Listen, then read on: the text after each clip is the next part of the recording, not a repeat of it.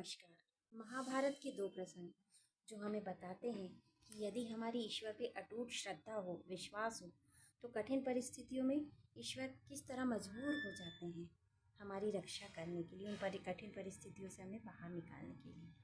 पहला प्रसंग जो है वो श्री कृष्ण और अर्जुन के बीच का है, जिसमें महाभारत युद्ध के बीच में जब अचानक अर्जुन का रथ रुक जाता है, उस समय चारों तरफ सेना घेरी हुई थी और कौरवों की हर योद्धा चाहता था कि अर्जुन को वो मारे। उस बीच में रथ का रुक जाना, और जब वो पूछते हैं कि क्या हुआ माधव, आप रुक क्यों गए, तब श्री कृष्ण कहते हैं इन घोड़ों को प्यास लगी है, इन्हें उतरो, पानी पिलाओ, लाके बांधो, तब मैं इन्हें रथ चलाऊँगा।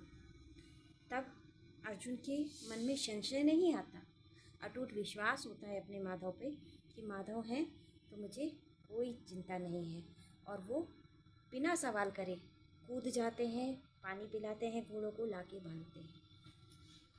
वहीं दूसरी तरफ जो प्रसंग है वो है युधिष्ठिर और श्री कृष्ण का। जब युधिष्ठिर हस्तिनापुर के राजा बन जाते हैं, श्री कृष्ण जो रथ पे चढ़ के अपने द्वारिका जाने लग जाते हैं, तब देखते हैं कि युधिष्ठिर रो रहे हैं। तो जब वो बोलते हैं कि क्या हुआ, श्री कृष्ण पूछते हैं क्या हुआ युधिष्ठिर, क्यों रो रहे हो, तो युधिष्ठिर बहुत दुखी होते हैं और बोलते हैं मेरी वजह से इतने मासूम लोगों की जान चली गई, मुझे नर्क जाने से कोई नहीं रोक सकता। तब श्री कृष्ण दुखी हो जाते हैं,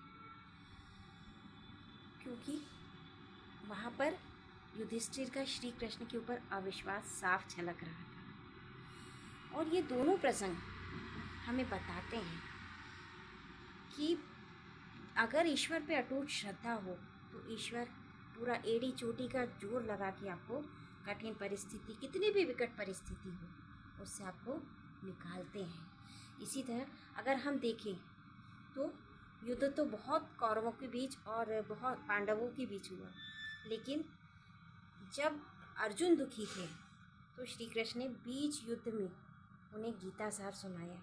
लेकिन वहीं जब युधिष्ठिर दुखी थे तो श्री कृष्ण ने उन्हें एक शब्द नहीं सुनाया, वो सीधे उन्हें भीष्म पितामह के पास ले गए, क्योंकि ईश्वर भी अपना स्नेह उसी को देते हैं जिस पर अटूट श्रद्धा होती है, और जिस पर विश्वास नहीं होता उस पर ईश्वर कभी भी अपना स्नेह नहीं बरसाते। इसलिए कितनी भी कठिन परिस्थितियाँ आए, अपने विश्वास को बनाए रखिए, कभी उसको टूटने मत दीजिए, डगमगाने मत दीजिए।